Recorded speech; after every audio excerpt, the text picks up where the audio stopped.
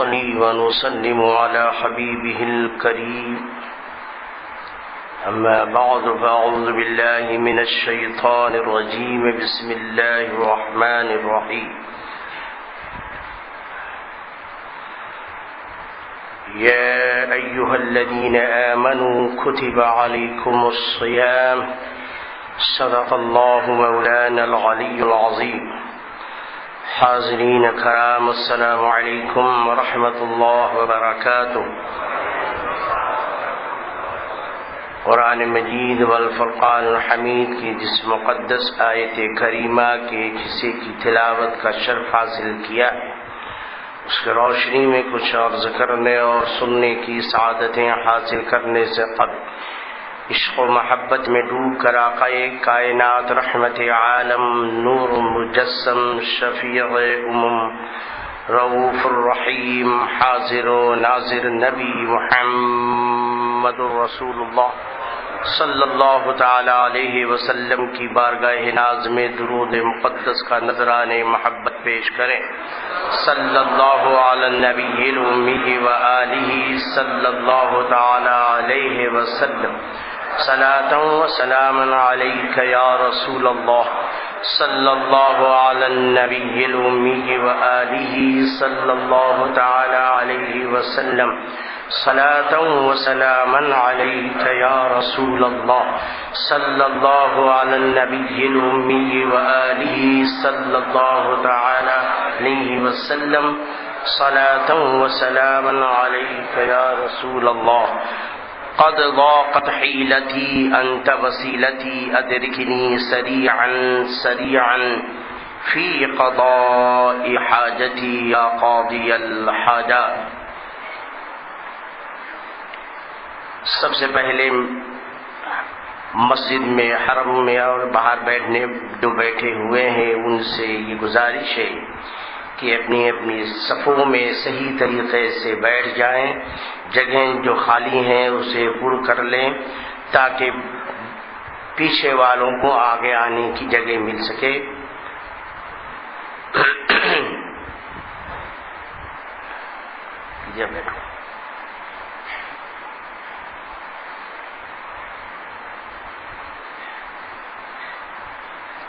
پہلے اندر کے حرم کی جگہ پہلے پر کر لیں پھر پیچھے بیٹھیں۔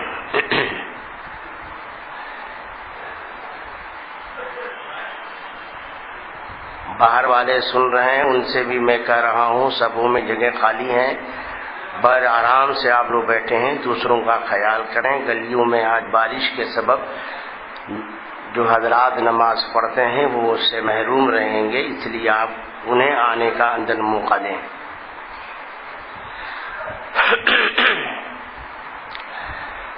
ماہ مقدس رمضان المبارک کی نور سعادیں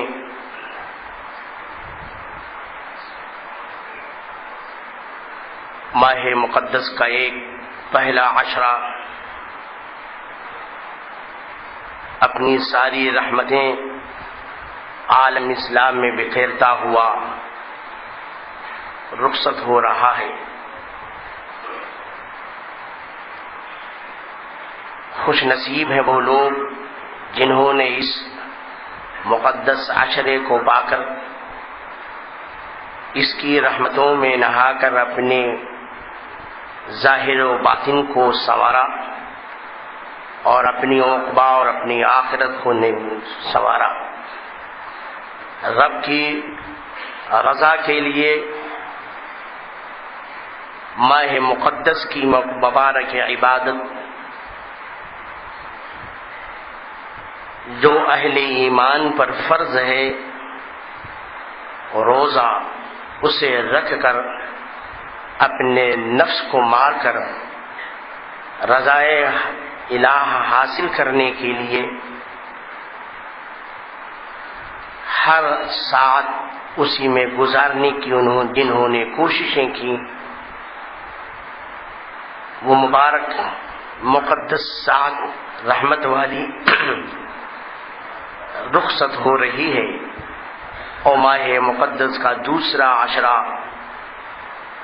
وہ اپنے اندر ایک مقدس پیغام لے کر کے آ رہا ہے. آنے والا عشرہ جو ہے عشرہ مغفرت ہے. اس عشرے میں رب کریم اپنے کرم سے اپنے پیارے حبیب صلی اللہ تعالی علیہ وسلم کے غلاموں کو جنہوں نے ایمان کی روشنی میں اور روزے کی فرضیت کو جان کر کے اس کی ادائیگی کی تھی مغفرت فرمائے گا. اور روزہ ہر انسان پر فرض نہیں ہے. اور روزہ کلمہ پڑھنے والے ہی پر صرف فرض نہیں ہے. اور ہر کلمہ پڑھنے والا اپنے آپ کو یہ کہے کہ اب میں ایمان والا ہو چکا، یہ اسی وقت صحیح ہوگا جب وہ کلمہ پڑھ کر کے کلمے کا وہ حق ادا کرے. یعنی کلمے کے دو جزو ہیں، ایک ہے توحید، دوسرے ہے رسالت. جب توحید کی بات آئے، توحید میں اللہ تبارک و تعالی کی ذات و صفات میں وہ کسی کو شریک نہ کرے. اور رسالت کی جب منزل آئے تو اس رب کریم نے اپنے کرم سے اپنے پیارے حبیب صلی اللہ تعالی علیہ وسلم کو جو درجات عطا فرمائے ہیں، جو خصوصیات اور جو نعمتیں عطا فرمائی ہیں، اسی کے مطابق ان سے محبت کرے، ان سے عشق کرے، ان کی عظمتوں پر اپنی جان و مال قربان کرے. یہ رسالت کہ کسی بھی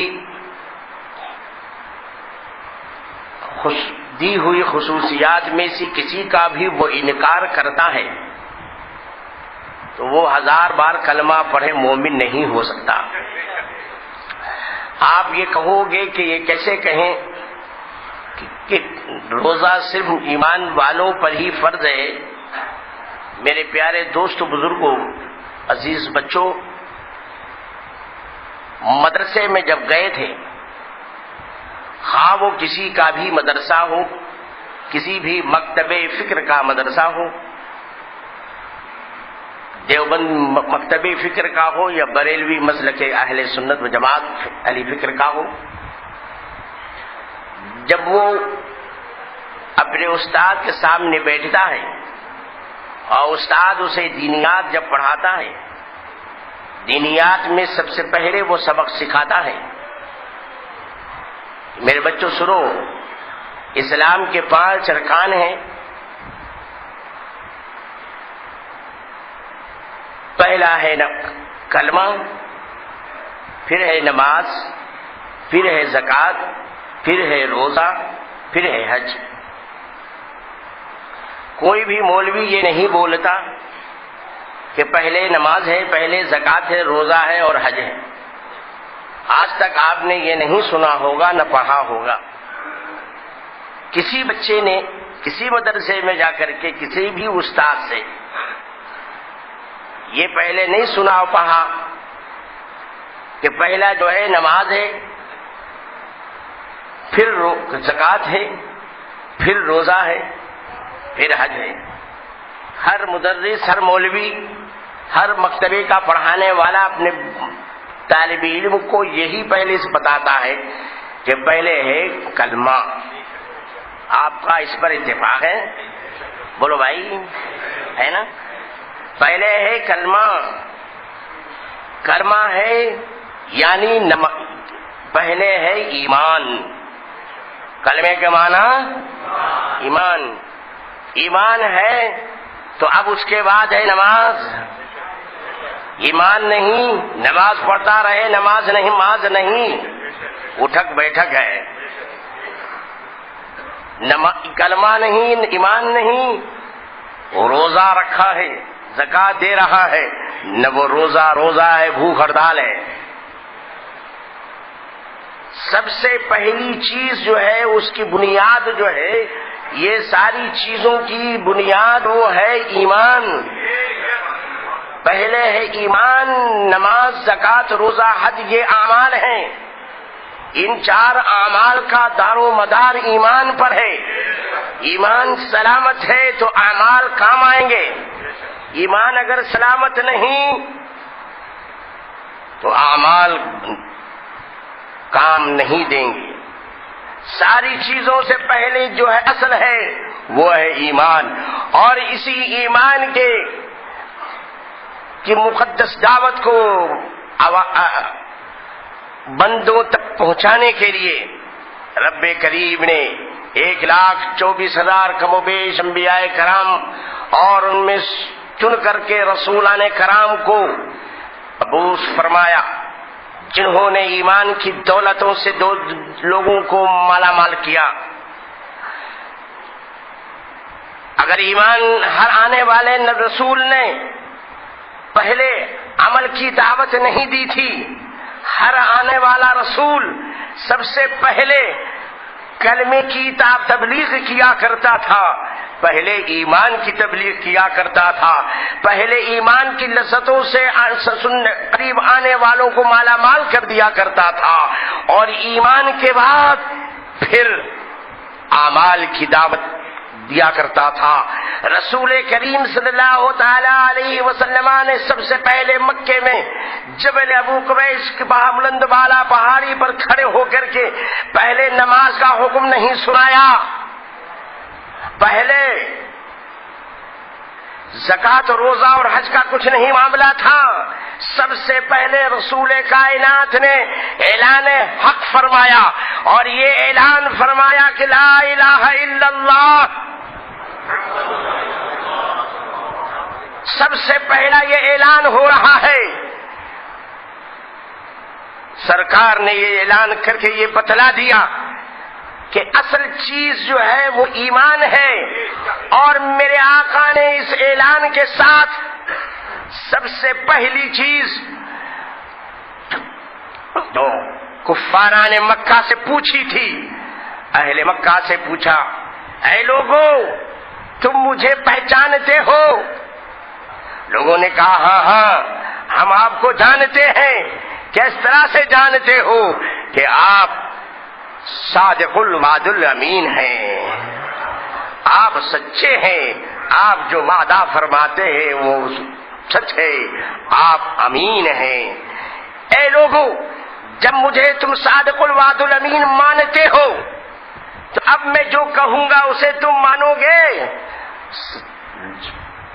میرے آقا نے جب یہ دیکھ لیا اب کہ ہاں ہاں اب یہ قوم مجھے ماننے کے لیے تیار ہے، تو میرے آقا نے اعلان فرمایا کہ اب میں یہ اعلان کر رہا ہوں کہ جن بتوں کی تم پوجا کرتے ہو وہ پوجا کے لائق نہیں ہے. عبادت اور پوجا جو ہے صرف اور صرف وحدہ لا شریک کی ہوگی. رسول کونین نے سب سے پہلے اعلان حق جو فرمایا، توحید کا اعلان فرمایا، اس کے بعد اپنی پہچان کروائی کہ مجھے پہچانو میں کون ہوں. سرکار کا پہچاننا ہی اصل ہے. اس لیے ہر پڑھانے والا کہتا ہے کہ تو پہلے ایمان کو تسلیم کر لے، ایمان قبول کر لے. پہلے ایمان ہے، ایمان ہو جائے قبول کر لے گا، اس کے بعد پھر تو نماز پڑھے گا تو نماز ہوگی. اب سوال یہ ہوا کہ کلمہ تو اس نے پڑھ لیا ہے تو کیا وہ مومن نہ ہوگا؟ بالکل مومن تو ہو گیا، لیکن اب مومن ہونے کی شرائط کیا ہے؟ رسالت کے لیے شرائط کیا ہے؟ مصطفیٰ جان رحمت فرماتے ہیں صلی اللہ تعالی علیہ وسلم کہ لا یؤمن احدکم حتی اکون احب الیہ من والدہ وولدہ والناس اجمعین. میں اس وقت کوئی مومن نہیں ہو سکتا، اس وقت تک کوئی مومن نہیں ہو سکتا جب تک کہ میں اس کے ماں باپ، وہ اپنے اولاد اپنی جان سے زیادہ مجھ سے پیار نہ کرے. رسول سے پیار اگر ہے، اپنی جان سے زیادہ پیار ہے، تو وہ سمجھے کہ وہ مومن ہے. ایمان ایمان کے لیے صرف یہی نہیں کہ کلمہ پڑھ لیا اور ایک بار کلمہ پڑھ کر کے رسول کریم کی بارگاہ ناز میں گستاخیاں کر رہا ہے، کلمہ پڑھ رہا ہے، نگر نگر ڈگر ڈگر پورے دنیا میں گھوم کر کے کلمہ پڑھا رہا ہے، ایجنٹ بن گیا ہے، اور کلمہ پڑھانے کے بعد یہ کہتا ہے کہ اے لوگوں مانگنا ہے تو صرف خدا سے مانگو، اے لوگوں کسی اور سے مانگنا شرک ہے، بدعت و حرام ہے، رسول کونین سے مدد مانگنا ناجائز و حرام ہے۔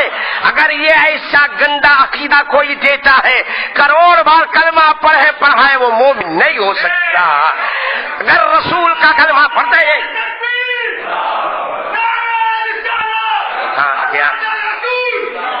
آج یہ کہاں سے آ گیا، یہ اجمیر کا دیوانہ یہاں کہاں گیا؟ چپ خاموش بیٹھے رہا۔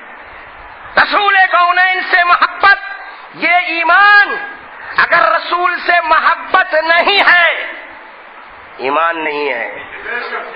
روزہ نہیں تیرا، آج جتنے لمبے لمبے داڑھی داڑھا والے روزہ رکھے، ارے بھوک ہڑتال ہے تیری۔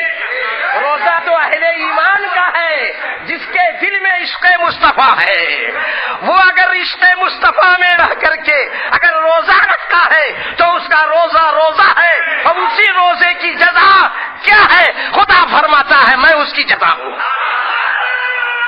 کیا مصیبت ہے؟ باہر نکل اس کو، ابھی کرے گا باہر سے باہر نکال دیں گے، مسجد نہیں۔ درود پاک پڑھ لوں۔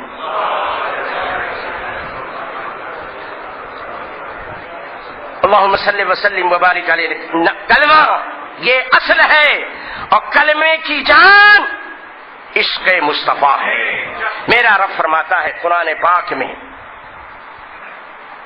سورہ فتح کی آیت مبارکہ ہے، ارشاد باری ہے انا ارسلناک شاہدا ومبشرا ونذیرا لتؤمنوا باللہ ورسولہ وتعزروہ وتوقروہ وتسبحوہ بکرۃ واصیلا۔ لوگ پوچھتے ہیں عشق رسول، تعظیم رسول، توقیر مصطفیٰ یہ قرآن میں کہاں لکھا ہے؟ رب خود اعلان فرما رہا ہے کہ لوگ میں نے تمہارے درمیان ایک رسول بھیجا ہے، اس کی شان کیا ہے؟ وہ مبشرہ، خوشخبری دینا ہے، شاہدہ گواہ بنا کر کے بھیجا، خوشخبری سنانے والا بھیجا، وَنَذِيرًا ڈر سنانے والا بھیجا۔ یہ تین خصوصیات کے ساتھ میں نے رسول تمہارے درمیان بھیجا۔ جب وہ رسول آ جائے تو اس رسول پر ہی، اللہ اور رسول پر تم ایمان لے آنا، اور اللہ و رسول پر ایمان لانے کے بعد اب دل تو چاہتا ہے لِتُؤْمِنُوا بِاللَّهِ وَرَسُولِهِ، پر عمل تو ہو چکا، اللہ پر ایمان لے آئے، رسول پر ایمان لے آئے، اب دل چاہتا ہے کہ اے مولا تیری عبادت کرے، لیکن رب فرماتا ہے میری عبادت بعد میں کرنا، وہ تو سب بکرتوں واسیلہ پر عمل بعد میں کرنا، سب سے پہلے وہ تو عزرو ہو وہ تو وقرو ہو، پہلے میرے رسول کی تعظیم کرنا اور ان کی توقیر کر لینا۔ تعظیم توقیر مصطفیٰ کے بعد اے میرے بندے بھی میری عبادت کرنا، پھر میری عبادت کرنا۔ میری عبادت سے پہلے میرے حبیب کی محبت ہے، جب تک رسول کی محبت نہیں ہے میری عبادت کام نہ آئے گی، ذکر اذکار کام نہ دیں گے۔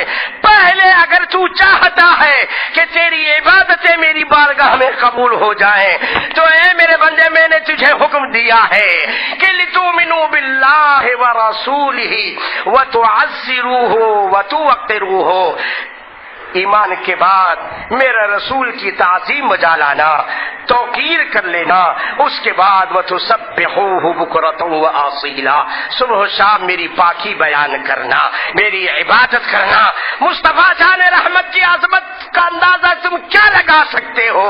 ارے جبریل امین سے پوچھا، اے جبریل تم بتاؤ مقام مصطفیٰ کیا ہے؟ تو جبریل امین یہی بولتے نظر آتے ہیں کہ یہی بولے سدرا والے، چمنے جہاں کے چھالے سبھی میں نے چھان ڈالے، تیرے پائے کان پایا، تجھے یک نے یک بنایا۔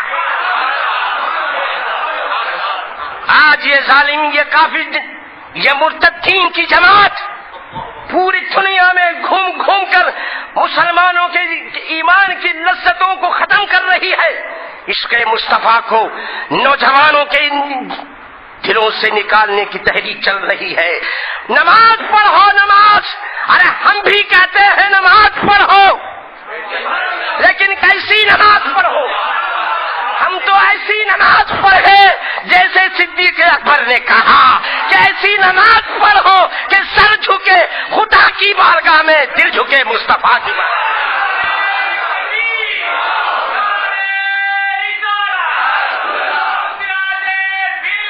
ظالموں جہنمیوں، یہ تمہاری نماز ہے کہ نماز میں نبی کا خیال آ جائے تو نماز نہ ہو۔ ہماری نماز تو یہ ہے کہ اگر خیال نہ آئے تو نماز نہ ہو۔ اس لیے کہ امام غزالی فرماتے ہیں کہ نمازی پر فرض ہے، امام غزالی فرماتے ہیں کہ جب تو التحیات میں بیٹھ السلام علیک ایھا النبی پڑھ تو اس وقت تجھ پر فرض ہے کہ نبی کا تصور کر کہ میں نبی کی بارگاہ میں سلام کا نذرانہ پیش کر رہا ہوں۔ اللہ اکبر۔ اور یہ ظالم کیا کرتا ہے؟ یہ جہنمی لکھتا ہے، بھنڈی بازار کی دو چوراہے پر چلے جاؤ، وہاں کتابیں ملتی ہیں جہنمیوں کی، کیا نبی کا خیال آیا نماز نہ ہوگی، گائے کا خیال آیا نماز ہو جائے گی، زنا کا خیال آ جائے نماز ہو جائے۔ معاذ اللہ رب العالمین، ہم تو وہ نماز پڑھتے ہیں کہ یہاں پڑھیں مدینہ پہنچے، اور مدینہ پہنچے تو جنت پہنچے۔ کیسی جنت؟ طیبہ میں مر کے ٹھنڈے چلے جاؤ آنکھیں بند، طیبہ میں مر کے ٹھنڈے چلے جاؤ آنکھیں بند، سیدھی سڑک یہ شہر شفاعت نگر کی ہے۔ روزہ فرض ہے، ہر انسان پر نہیں ہے۔ اللہ تعالیٰ فرماتا ہے یا ایھا الذین آمنوا، اے ایمان والو، کتب علیکم الصیام، تم پر روزے فرض کیے گئے۔ ایمان والو تم پر روزے فرض کیے گئے۔ ارے سب پر، نمازیوں پر روزے نہیں فرض کیے گئے۔ اے نمازیوں تم پر روزے فرض کیے گئے، اے چلے والو تم پر روزے فرض کیے گئے نہیں، اے ایمان والو۔ ایمان والا کون ہے؟ اللہ کی سرتا و قدم شان ہے یہ، انسان نہیں انسان، وہ انسان ہے یہ۔ قرآن تو ایمان بتاتا ہے انہیں، ایمان یہ کہتا ہے میری جان ہے۔ مصطفیٰ کا جو غلام ہے وہی ایمان والا ہے۔ کلمہ پڑھنے والا خالی ایمان والا نہیں ہوتا، اگر کلمہ ہی پڑھنے سے ایمان مل جاتا خالی تو رب تعالیٰ قرآن مقدس میں فرماتا ہے، 10ویں پارے کی آیت کریمہ ہے کہ لا تعتذروا قد کفرتم بعد ایمانکم، ٹھٹھا نہ مناؤ، ٹھٹھا نہ اڑاؤ، بے شک تم کافر ہو گئے ایمان لانے کے بعد، کافر ہو گئے ایمان لانے کے بعد۔ اللہ اکبر، کلمہ پڑھ لیا تھا پھر بھی کافر ہو گیا، کوئی اور نہیں کہہ رہا ہے، رب فرما رہا ہے، رب فرما رہا ہے، تھوڑی سی گستاخی کی تھی، اللہ اکبر، تو حکم نازل ہو گیا۔ آج تو اس سے بڑی بڑی گستاخیاں ظالم کر رہے ہیں۔ نماز پڑھو، نماز پڑھو، خدا سے مانگو، خدا سے مانگو، رسول کچھ نہیں دیتے، رسول کچھ نہیں دیتے، رسول کیا جنت میں دیں گے، تم کو لے جائیں گے، نماز جنت میں لے جائے گی۔ اللہ اکبر، نماز جنت میں لے جاتی، عبادت ہی جنت میں لے جاتی، تو شیطان کو جنت میں پہنچا کر پھر واپس کیوں بھیج دیا؟ پھر واپس کیوں آ گیا؟ اور تجھ سے اور ہم سے زیادہ پڑھا، تیرے ملا سے زیادہ پڑھا، تیری امیر جماعت سے زیادہ پڑھا۔ 6 کروڑ سال کی عبادت تھی، تنہا عبادت 6 کروڑ سال کی ہے، لیکن جنت سے جہنم آ گیا دنیا پر، اب جہنم میں جانے کی تیاری، کافر بنا دیا گیا۔ اے مولا کافر کیوں بنا؟ کہا میرے خلیفہ کی پیشانی میں تو میرے مصطفیٰ کا نور تھا، جس کی تعظیم کرانی مقصود تھی، اور اسی کی تعظیم میں نے کہا کہ جو سجدہ کر لے، کہا میں نہیں سجدہ کرتا، اکڑ گیا، اکڑ گیا۔ باپ اکڑا تھا، باپ وہاں اکڑا تھا، سجدہ نہیں کروں گا، اولاد کہتی اکڑا ہوا، کھڑا ہوگا سلام نہیں پڑھوں گا۔ جو حکم جو ہے باپ کے لیے تھا وہی حکم جو ہے اس کے اس بیٹوں کے لیے ہے، اور یہ فتویٰ کسی بریلی کا نہیں ہے، رب کا فتویٰ ہے۔ سراج ملت کو تو گالی دے سکتے ہو، لیکن رب کا فرمان اس کا کیا؟ گلے کے اندر ہڈی اٹک گئی ہے، توبہ کر لو، رب نے توبہ کا دروازہ کھول دیا ہے، آؤ آؤ ماہ مقدس کے عشرہ مغفرت میں آ جاؤ، توبہ کر لو اور رسول کا دامن تھام لو، آج لے ان کی پناہ، آج مدد مانگ ان سے، پھر نہ مانیں گے قیامت میں اگر مان گیا، رسول کا دامن کرم تھام لے، تیری دنیا بھی سنور جائے گی، قبر بھی سنور جائے گی، آخرت بھی سنور جائے گی، اور عبادت تیری عبادت ہوگی۔ سن لے، عبادت پر ناز بعد میں کرنا، پہلے مصطفیٰ کی غلامی پر ناز کر۔ مصطفیٰ کی غلامی سلامت ہے، ایمان سلامت ہے، اور ایمان سلامت ہے، سجدے سلامت ہے، روزہ سلامت ہے، زکات سلامت ہے، حج سلامت ہے۔ اگر یہ نہیں تو سارے اعمال برباد ہیں۔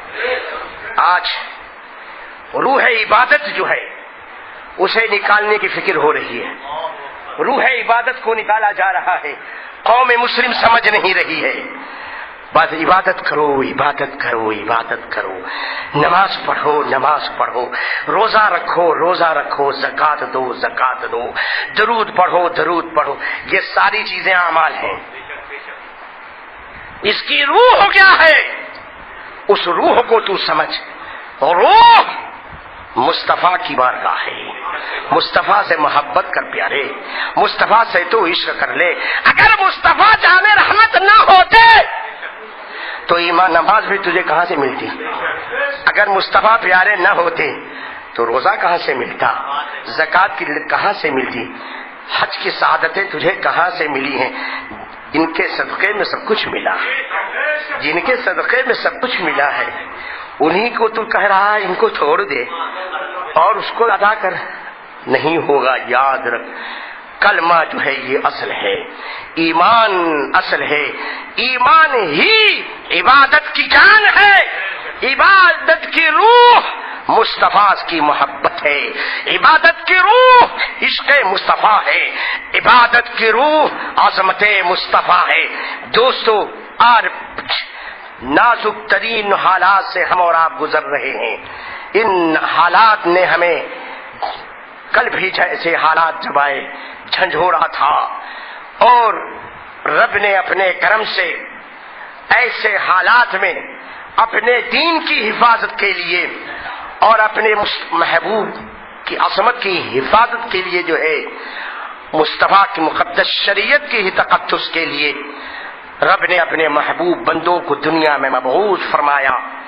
اور ایسے ہی جب حالات ہند کی سرزمین پر پیدا ہوئے، دنیا میں پیدا ہوئے، تو رب نے پھر کرم فرما کر کے 14ویں صدی میں احمد رضا کو پیدا فرما دیا۔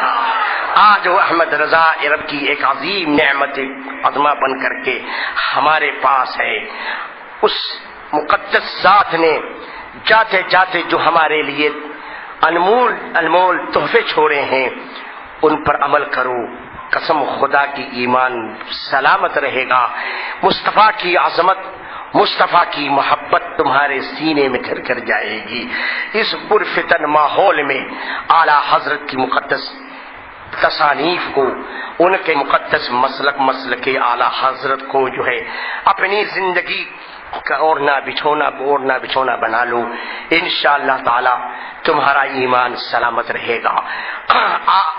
مبارک عشا مغفرت والا جو آ رہا ہے، اس مغفرت والے عشرے میں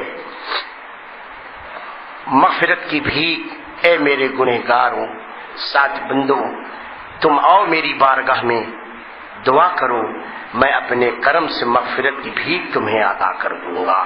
رب کا کیسا کرم ہے، کیسا اس کا فضل ہے کہ ایسی مقدس برکت مہینے کی ساتیں ہمیں اس نے نصیب فرمائی، اور مقدس ساعتوں میں ایسے ایسے لمحات اس نے عطا فرمائے ہیں جس میں مغفرت، رحمت و مغفرت و جہنم کی آزادی سے وعدہ بھی فرما رہا ہے۔ یہ اس کا کرم ہے، یہ اس کی شان کریمی اور رحیمی ہے۔ آؤ آؤ اے میرے دوستو، اس مقدس بارگاہ میں حاضر آ جاؤ، اور جو بھی عبادت کرو وہ عبادت صرف اور صرف اس کے اور اس کے پیارے رسول کی رضا کی نیت سے کرو۔ دن میں روزہ رکھو تو نفس کی اصلاح کے لیے روزہ رکھو، نفس کی پاکی کے لیے روزہ رکھو، باطن کی پاکی کے نیت سے روزہ رکھو کہ میرا نفس بھی ختم ہو جائے، میرا باطن پاک ہو جائے، میرا باطن پاک ہو جائے گا تو رب کی خشیت میرے دل میں جاگزی ہو جائے گی، اور جب رب کی خشیت میرے دل میں ہوگی تو پھر میرا کوئی قدم جو ہے صراط مستقیم سے ہٹنے نہ پائے گا۔ رب کی بارگاہ میں یہ دعا کرتے رہو، دن میں روزہ رکھ کر کے اس کی رضا حاصل کرو، اور رات میں جو ہے قیام کرو، قیام اللیل کرو، رات میں قیام کرو، عبادت میں رات کو گزارو۔ رات میں قیام کرنے کے لیے سب سے بہترین عبادت جو ہے وہ تراویح ہے، تراویح کی نماز کی ادائیگی کرو۔ اللہ اکبر۔ اب تراویح کا معاملہ بھی کیسا ہو گیا، یہ اب تک تو یہ ایمان کے ڈاکو تھے ہی، اب تو یہ اعمال کے بھی پر ڈکیتی کرنے لگے۔ اب کہتے ہیں میاں سنی بھائیوں، یہ کہاں سے یہ ثابت ہے؟ کیا رسول اللہ نے جو ہے 20 رکعت تراویح پڑھی تھی؟ کیا ابو بکر صدیق نے 20 رکعت تراویح پڑھی تھی؟ ارے کہیں حدیث میں ثابت نہیں ہے تو تم کیوں 20 رکعت تراویح پڑھتے ہو؟ ہاں 8 رکعت تراویح جو ہے یہ ثابت ہے، تم 8 رکعت تراویح پڑھو، پورا ثواب مل جائے گا۔ اب بیچارہ 4 مالا بالکل خالی تھا، اس کے بہکاوے میں آ گیا، اس نے بھی 8 رکعت شروع کر دی۔ بتاؤ کس کی سنت ہے؟ اس نے کہا کہ بھائی فاروق اعظم کی سنت ہے، سیدنا امیر المومنین عمر بن الخطاب فاروق اعظم رضی اللہ تبارک و تعالی عنہ نے اسے شروع فرمایا، تو یہ سنت فاروقی ادا کرو گے اللہ کی عبادت میں؟ فاروق اعظم کی سنت کی کیا ضرورت ہے؟ ارے سنت ابراہیم سنت ہے، سرکار کی سنت تراویح ہے، 8 رکعت پڑھو ادا ہو جائے گی۔ جب ثابت ہی نہیں ہے، اللہ اکبر، اس طرح سے معاذ اللہ گمراہ کرتا ہے، اور گمراہ کر کے لوگوں کو بہکا کر کے اپنی طرف لے جاتا ہے۔ لیکن جن کے دامن میں، جن کے ہاتھوں میں علماء اہل سنت کا دامن ہے، الحمدللہ، جو علماء حق کے ساتھ میں رہا کرتے ہیں، جو اعلیٰ حضرت کی غلامی میں لگے ہوئے ہیں، جو مفتی اعظم کی غلامی سے بندھے ہوئے ہیں، اور ان کے مقدس ارشادات پر عمل کرتے ہیں، ان کا عالم تو یہ ہے کہ نہ کسی کے پاس جاتے ہیں، نہ کسی کی چیز سنتے ہیں۔ جو آزاد ہوتا ہے وہی ادھر ادھر بھٹکتا رہتا ہے، اس لیے آزاد مت بنو اور کسی اچھے کے دامن سے وابستہ ہو جاؤ، انشاءاللہ گمراہیت سے بچ جاؤ گے۔ آج یہ غیر مقلدین کی یہ ناپاک جہنمی جماعت لوگوں کو 20 رکعت تراویح سے روکتی ہے اور کہتی ہے 8 رکعت تراویح پڑھو، یہی حدیث میں ہے۔ ارے میرے آقا سید عالم صلی اللہ تعالی علیہ وسلم نے تو ارشاد فرمایا کہ علیکم بسنتی، تم پر میری سنت واجب ہے، اور اگر کوئی چیز میری سنت میں تم کو نہ ملے تو کیا کرو گے؟ وسنت الخلفاء راشدین، تم پر میرے خلفاء کی سنت واجب ہے۔ اگر سرکار نے نہیں پڑھی، ارے فاروق اعظم نے پڑھی ہے، تو میرے آقا فرما رہے ہیں اب عمر کی سنت میری سنت ہے، اس کی سنت پر عمل کرنا میری ہی سنت پر عمل کرنا ہے۔ اللہ اکبر۔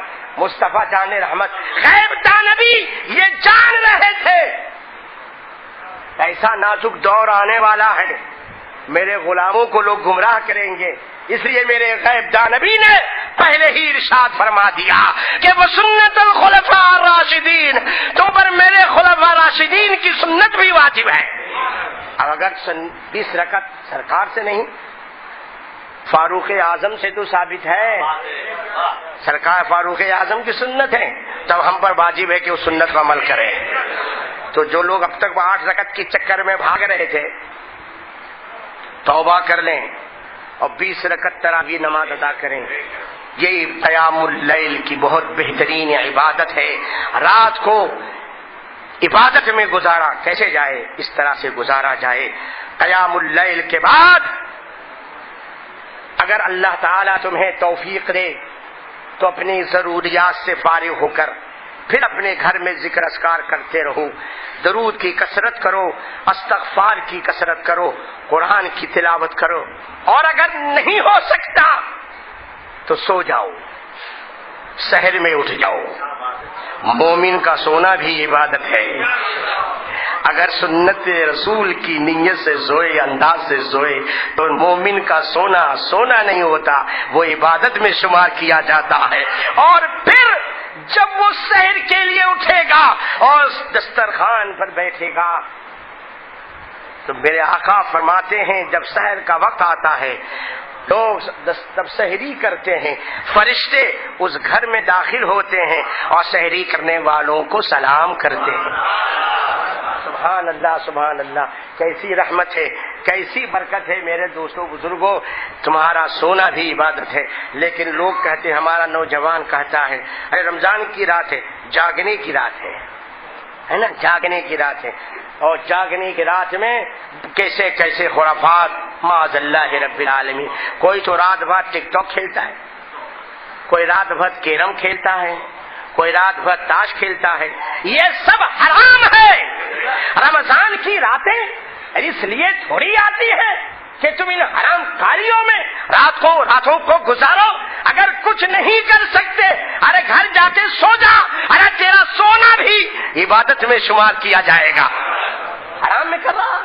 رمضان کی راتیں اس لیے آئی تھی کہ رات گلیوں میں تو کرکٹ کھیلتا، گلیوں میں تاش کے پتے کھیلتا، گلیوں میں بیٹھ کر کے جو ہے کیرم کھیلتا. کہا ہم وقت گزار رہے ہیں. سن، وقت گزارنے کے لیے بھی یہ کھیلنا ناجائز و حرام ہے. دروازہ یہیں سے کھلتا ہے. اس لیے نوجوانوں، خدا را اپنے حال پر رحم کرو. نوجوانوں، خدا را محلے کے بڑے بوڑھوں پر رحم کرو، بچوں پر رحم کرو. تمہارے اس حرکت سے جو ہے محلے والوں کی دعائیں رد ہو جاتی ہیں، دعائیں قبول نہیں ہوتی ہیں. تمہاری اس حرکت سے گھر کی خیر و برکتیں ختم ہو جاتی ہیں. توبہ کرو، رمضان کی مبارک بہاروں میں آ جاؤ اور نہا کر کے اپنے ظاہر و باطن کو پاک کر لو. ظاہر میں بھی مومن ہو جاؤ، باطن میں بھی مومن ہو جاؤ، اور مغفرت والے عشرے میں آ کر کے رب کی بارگاہ ذوالجلال میں مولا سے دعا کرو کہ مولا تو ہماری مغفرت فرما، میرے گناہوں کو معاف فرما دے. کرم فرما کر کے تمہارے جرم کو معاف کر دے گا. مگر اگر وہ خود نہیں معاف کر، خود اس سے نہیں بچتا، محلے کے بڑے بوڑھوں پر واجب ہے، محلے کے بڑے بڑے بوڑھوں پر لازم ہے کہ ایسے نوجوانوں کو پکڑیں، سمجھائیں، اس سے ہٹانے کی کوشش کریں. تم اگر یہ سب کام کرنے لگ جاؤ گے، انشاءاللہ تعالی ہمارا محلہ سنور جائے گا، ہماری گلی سنور جائے گی، ہمارا علاقہ سنور جائے گا، اللہ کی رحمتوں کا نزول ہو جائے گا. اللہ تعالی ہمارے نوجوانوں کو اچھی سمجھ عطا فرمائے. مقام مصطفیٰ کو سمجھنے کی توفیق عطا فرمائے. مقام مصطفیٰ اور عظمت مصطفیٰ پر اپنی جان و مال قربان کرنے کی توفیق عطا فرمائے. ارے اس رب نے کتنا کرم فرمایا، پیارے حبیب کے صدقے میں عبادت عطا فرمائی. تو کتنا کہا کہ رات میں دن رات میں بھر تم کھاتے رہو، رات بھر کھاتے رہو، غروب سے لے کر کے صبح صادق تک کھاتے رہو، اور صبح صادق سے لے کر کے غروب تک جو ہے اب رات میں جتنا کھایا تھا اس کو ہاضمے کی بھی تو ضرورت ہے. یہ مشین اپنا کام کرتی رہے گی 12 گھنٹہ، اور جب 12 گھنٹہ کام کرے گی تو اب مشین اب اس قابل ہو گئی کہ دوسری چیز کو یہ قبول کر سکے، صحت و تندرستی ملے گی. تو اس پر عمل ہو رہا ہے. سبحان اللہ. غروب سے تک تم کھاتے رہو، کھانے پینے سے دور رہو، ہر حرام سے دور رہو. اللہ اکبر. یہ شریعت کا روزہ ہے، لیکن اصل روزہ طریقت کا کیا ہے کہ اس کے کان کا روزہ ہے. حرام چیزوں سے سننے سے بھی اپنے آپ کو بچاتا ہے، اور آنکھ کا روزہ ہے، حرام چیزیں غلط چیزیں دیکھنے سے بھی اپنے آپ کو بچاتا ہو. اس حرام کاری میں مدنی چینل بھی اگر دیکھ رہا تو بھی حرام ہے، تو بھی حرام ہے، اس کا روزہ ٹوٹ جائے گا. سن لے ہاں یہ دعوت والے جہنمی کہتے ہیں ہم بڑا پرچار کر رہے ہیں، ہم سنت کی تبلیغ کر رہے ہیں۔ ارے آقا کی سنت تو یہ ہے کہ تصویر کو مٹا دے، اور یہ ظالم کہتا ہے کہ ہم سنت کی تبلیغ کر رہے ہیں اور تصویر کو بڑھا رہا ہے۔ سرکار تو تصویر کو مٹاتے ہیں اور یہ ظالم بڑھا رہا ہے، تو کیا یہ سنت کی تبلیغ ہے؟ بولو نہیں ہے، یہی تو ہم لوگ کہتے ہیں، اور کیا کہتے ہیں؟ اس لیے تو گالی سن رہے ہیں ہم کہ حق بات بول رہے ہیں۔ میرے آقا کی سنت ہے، سرکار فرماتے ہیں کہ تصویروں کو مٹاؤ، میں تصویر بنوانے والا جہنم میں جائے گا، ہاں، اور مٹانے والا جنت میں جائے گا۔ یہ بجائے مٹانے کے کہہ رہے ہیں کہ خوب بناؤ، خوب گھر میں دیکھو۔ نہیں، اب تو ہم اعتکاف میں بیٹھنے والے ہیں، مسجد کے ممبر پر بٹھا کر سب اعتکاف والوں کو دکھائیں گے۔ معاذ اللہ رب العالمین، ایسے جہنمیوں کو مسجدوں سے باہر نکال جو مسجدوں کی حرمت کو پامال کرے۔ اللہ اکبر۔ تو آنکھوں کا بھی جو ہے روزہ ہے، کان کا روزہ، آنکھ کا روزہ، ناک کا روزہ، ہاتھ کا روزہ، پیر کا روزہ، یہ سارے روزے ہیں دوستو جسم اور تمام اعضاء کے تم روزہ سے اگر روزے دار ہو جاؤ گے تو صحیح معنی میں تم روزے دار کہلانے کے حقدار ہو، اور پھر یہی روزہ تمہارے نفس کو مارتا ہوا نظر آئے گا۔ اللہ اکبر۔ مقام مصطفیٰ صلی اللہ تعالی علیہ وسلم کیا ہے؟ فرش والے تیری شوکت کا علو کیا جانے، خسروا عرش پہ اڑتا ہے پھریرا تیرا۔ ہم روزہ رکھیں، 14 گھنٹے کا روزہ رکھیں، اور میرے جان ایمان صلی اللہ تعالی علیہ وسلم روزہ رکھے تو ان کے روزے کے رکھنے کا عالم یہ ہے کہ ایک سحری کی ہے، روزہ رکھنا شروع فرمایا ہے، افطار کا وقت آیا، افطار نہیں کیا، دوسرا روزہ شروع، سحر کا وقت ہے، سحر نہیں کیا، تیسرا روزہ شروع، صاحب افطار کا وقت ہے، افطار نہیں، چوتھا روزہ شروع۔ ایک سحری سے پیدر پہ روزہ رکھتے چلے جا رہے ہیں۔ 100 میں مثال رکھا ہے، کئی دن روزے رکھے۔ صحابہ نے کہا کہ سرکار کی یہ سنت ہے، چلو ہم بھی یہ ادا کرنا ہے۔ صحابہ کرام نے بھی عمل کرنا شروع کر دیا۔ اب عالم یہ ہے کہ مسجد نبوی شریف میں صحابہ کی تعداد کم ہونے لگی، اور جو صحابہ آ رہے ہیں ان کے جسم میں طاقت و توانائی نہ رہی، کھسکتے کھچکتے کوئی آ رہا ہے، قدم لڑکھڑا رہے ہیں۔ آقا نے پوچھا، یا اے میرے صحابہ کیا بات ہے، تم اتنے کمزور کیوں نظر آ رہے ہو؟ یا رسول اللہ، ہم نے آپ کی سنت ادا کرنی شروع کر دی ہے، ہم نے بھی 100 میں مثال لگنا شروع کر دیا۔ کہا اچھا، سب ادھر آؤ۔ میرے آقا صلی اللہ تعالی علیہ وسلم منبر پاک پر جلوہ فرما ہوتے ہیں، اور جب پوچھ لیا تو فرمایا، اچھا تم نے میری سنت سمجھ کر کے اس پر عمل کرنا شروع کر دیا ہے۔ اے میرے صحابہ، یہ بتاؤ کہ تم میں میرے جیسا کوئی ہے؟ تم میں میرے مثل کوئی ہے؟ یہ تو بتا دو۔ بڑے بڑے صحابہ موجود ہیں، فاروق صدیق اکبر موجود ہیں، فاروق اعظم موجود ہیں، کسی کی زبان میں ہمت نہ ہوئی کوئی کہہ سکتا کہ ہاں یا رسول اللہ میں آپ جیسا ہوں؟ کسی نے نہیں کہا۔ جب کسی نے نہ کہا تو آقا نے خود ارشاد فرمایا، خبردار، تم یہ روزہ نہ رکھنا، تم یہ روزہ نہ رکھنا، میں جو روزہ اس طرح سے رکھ رہا ہوں، اے میرے صحابہ سنو، اے میرے غلاموں سنو، میں جو کھاتا پیتا ہوں وہ اس لیے نہیں کھاتا پیتا کہ مجھے کھانے پینے کی ضرورت ہے، میں اس کا محتاج ہوں۔ ارے میں کھاتا پیتا اس لیے ہوں تاکہ میرے غلاموں کو کھانے پینے کا سلیقہ معلوم ہو جائے، کھانا پینا جو ہے عبادت میں شمار کر لیا جائے، میری سنت سمجھ کر کے کھائے گا تو عبادت میں شمار کیا جائے گا۔ میں نے کھایا پیا نہیں ہے، لیکن اے میرے غلاموں، میرے جسم میں توانائی میں کوئی طاقت میں کوئی کمی نہیں واقع ہوئی ہے، مجھے اس کی ضرورت نہیں ہے۔ صحابہ تو یہ نہ کہہ سکے کہ آپ میں ہاں یا رسول اللہ میں آپ کے برابر ہوں۔ اور یہ آج کا 2 ٹنگ کا جہنمی بولتا ہے، یہ وہابی بولے میری طرح ہاں ہماری طرح سے، دیوبندی بولے ہاں میری طرح سے، تبلیغی بولا ہاں رسول اللہ تو ہماری طرح سے ہیں، غیر مقلد بولا ہاں رسول اللہ تو ہماری طرح سے ہیں۔ اب جو رسول کو ہماری